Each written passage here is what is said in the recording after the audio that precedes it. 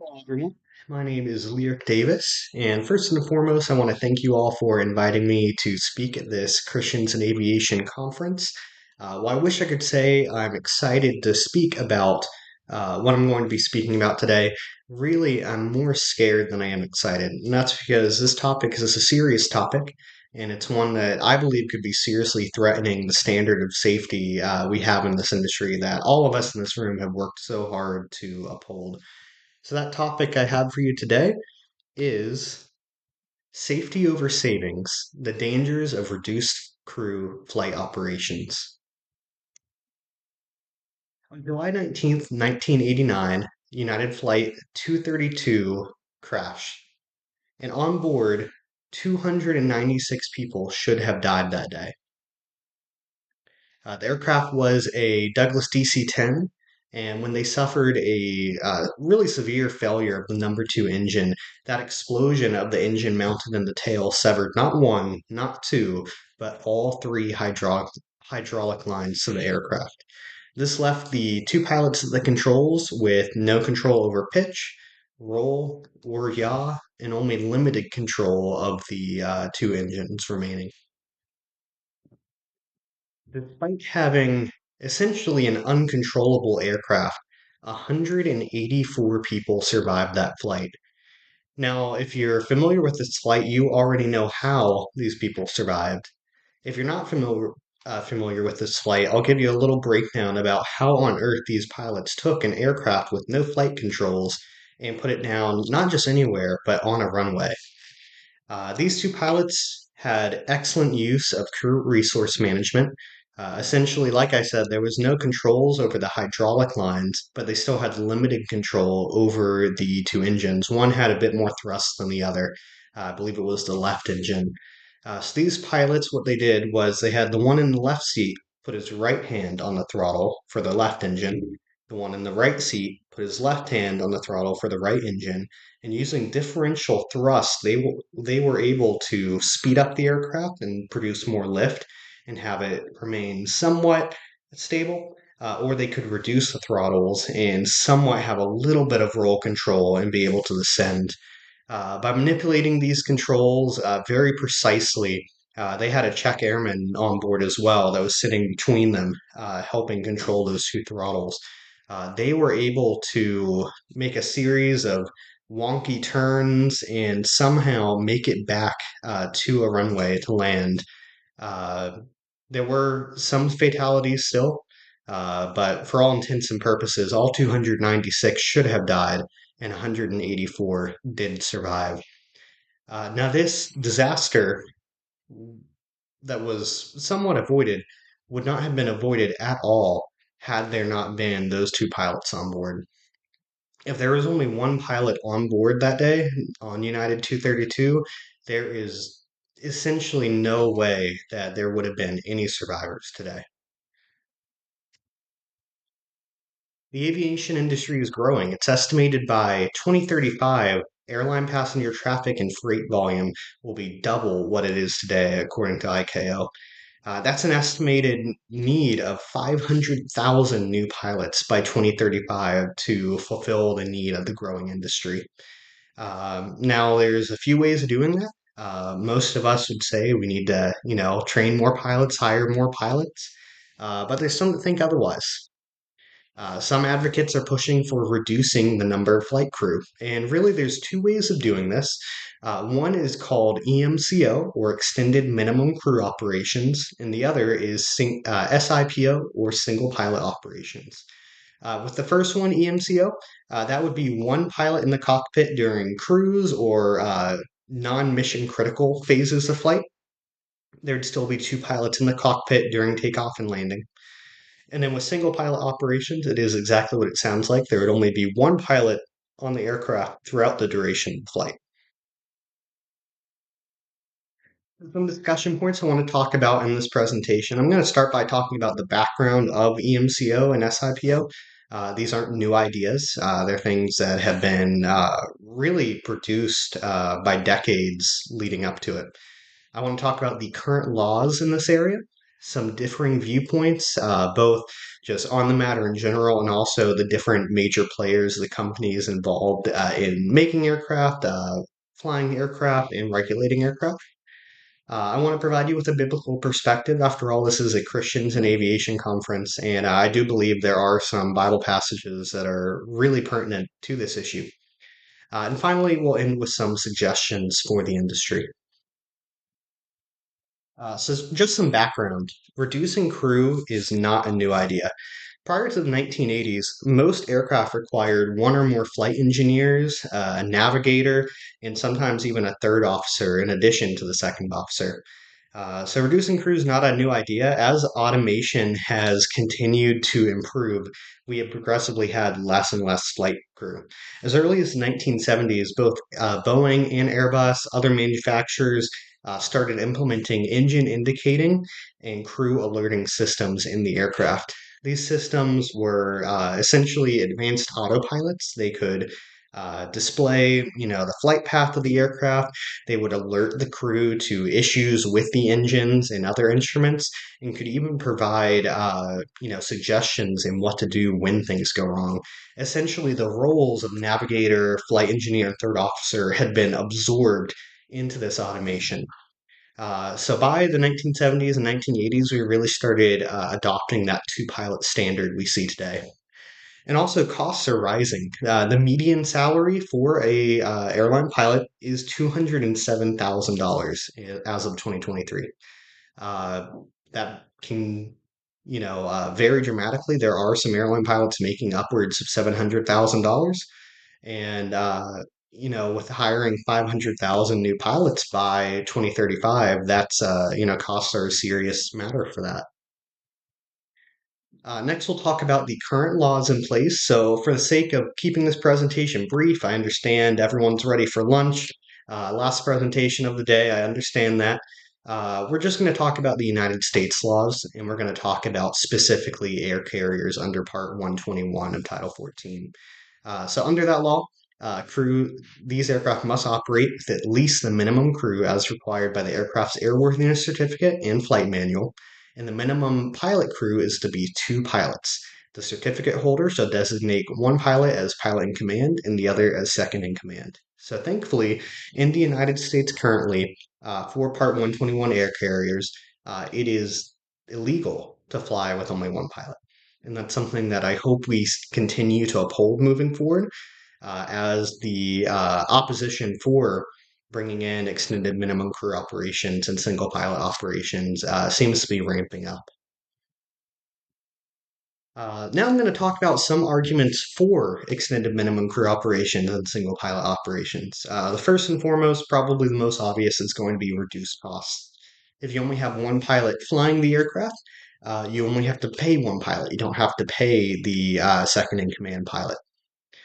This would address the pilot shortage if, just for example, all aircraft were single piloted. You would not need to hire 500,000 new pilots. You'd need to hire half of that. Um, some of these ideas do give increased opportunities for crew rest. So for extended minimum crew operations, you would have, two pilots taking off the aircraft. If one pilot has had a long duty day during the cruise phase of the flight, he can actually go and sleep, rest a bit, and then before landing on those long international flights, that other pilot can come back. The crew can be swapping out, get some more rest during those periods. Another one, this is one that I hadn't really thought of until recently, but there are some articles coming out about it, about reduced cockpit footprint, particularly from the manufacturers.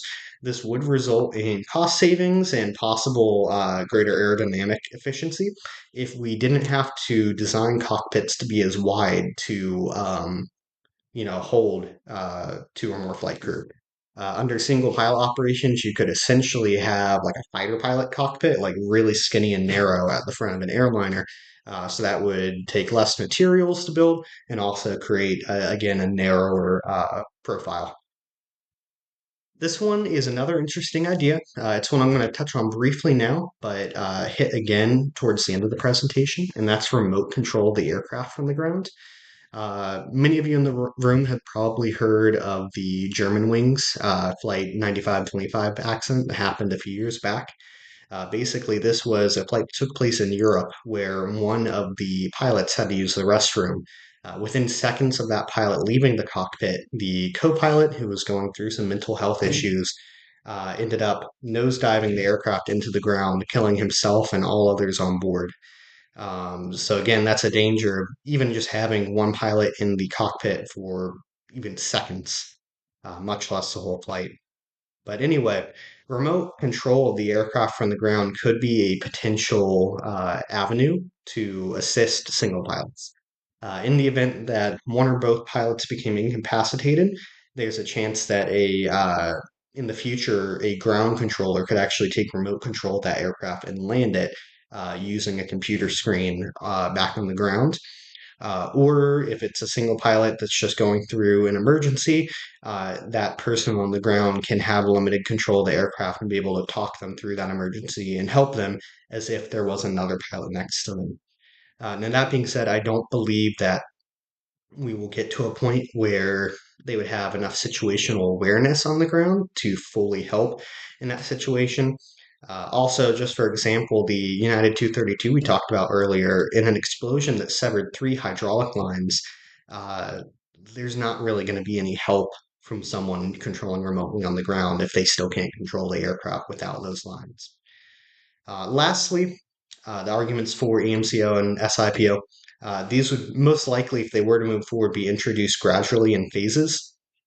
These would start on really short flights, a lot of research going into it, and it might be decades before we would see, you know, full implementation of these ideas. Some arguments against these EMCO and SIPO. Task saturation is a big one.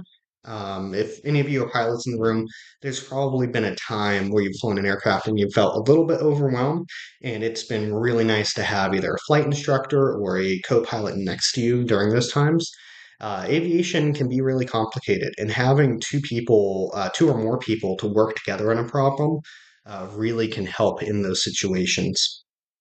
Redundancy is a huge one. One of the major reasons we have two pilots in the cockpit, even if one is manipulating the controls, the other one is involved in continuous monitoring, cross checking, and verification of the actions of the primary pilot. It's this redundancy, this double checking, the checklist usage that helps keep our industry so safe. We already talked a little bit about hazardous attitudes when we talked about the German wings accident. Again, if we only have one pilot in the cockpit, especially one that's going through, some kind of mental health issue, really stressed out, really should not be in the cockpit by themselves alone. Having extended minimum crew operations in this IPO can really exacerbate these issues. Support of the public. So the Airline Pilots Association International did a poll recently about Americans asking whether or not they would fly on a plane with only one pilot, and about 80% said they would not. So that's a pretty significant number. I don't think airlines would want to lose about 80% of their customers. Insurance costs. This is another huge one.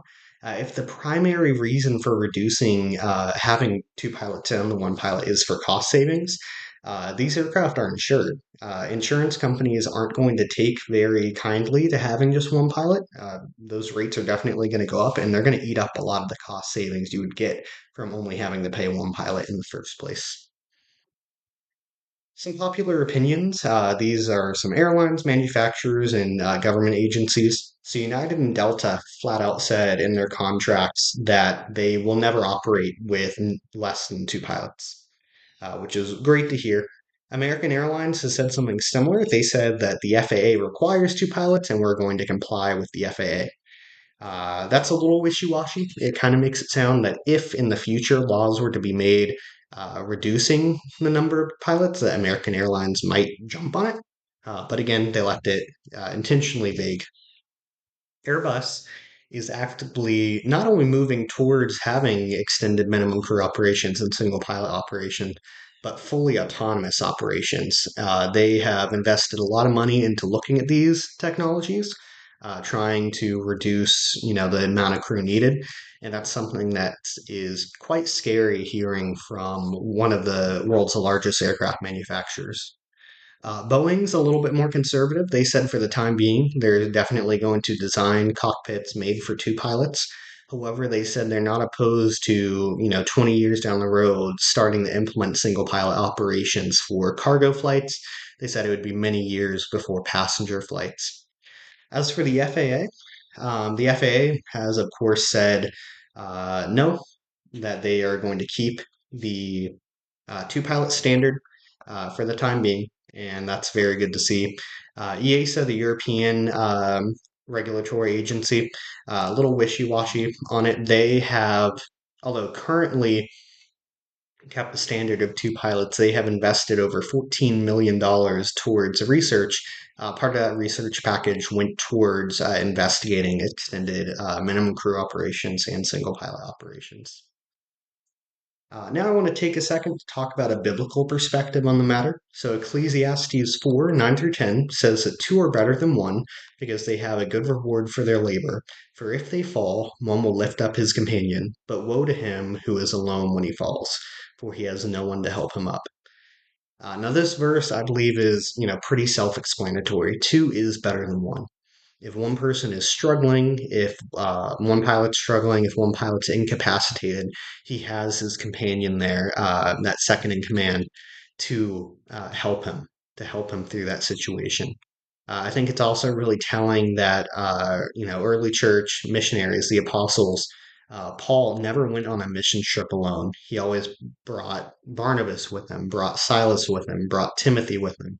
A lot of early church missionaries went out two and two to go take on a task. They didn't leave each other alone during those times. So I think that's something that we can take to heart as Christians and really apply towards our industry. Lastly, I want to end on some suggestions for the industry. First and foremost, I believe that we should maintain the two pilot standard. This is a standard that I've worked for about 50 years now, and we've maintained a very high, increasing level of safety year through year. Number two, I think we ought to prioritize safety over savings. I think if the primary reason you're going down the avenue of reducing pilots is savings, and that could come at a cost to safety just using common sense, just off of United 232, the German wings accident, and countless other accident cases that you can study where having two pilots either would have been crucial or have been crucial in the reduction of fatalities. It is very important to spend a little more to have that great buffer of safety in the industry. And three, I think we need to be careful with over automation. We talked a little bit earlier about ground control stations, and those frighten me. If the idea of having a ground control station where when two pilots are incapacitated, that ground control station can just take over control, it makes me wonder if they could take over control when the pilots are totally fine up there. What havoc the person on the ground could play while the pilots are still in the air. I think that something similar to the German wings accident could take place if we had those ground remote control stations. Over automation also reduces situational awareness. We've all heard about self-driving cars and people propping up their feet on the hood, watching TV while their car is going down the road, and then the autopilot disengages and they get into a crash. And I don't want to see a similar thing happen with aircraft where pilots are so used to the aircraft flying itself that they lose situational awareness. And when disaster strikes, they're unable to react. And that's only going to be exacerbated by having only one pilot in the cockpit at a time. So these are my references I use throughout this presentation.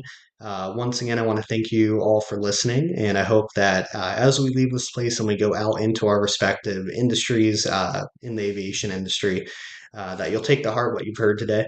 I assure you this won't be the last time you hear about this topic. It's something that we're going to hear up and coming, and I just hope that we're all able to work together to maintain the high level of safety we see in our industry today. Thank you.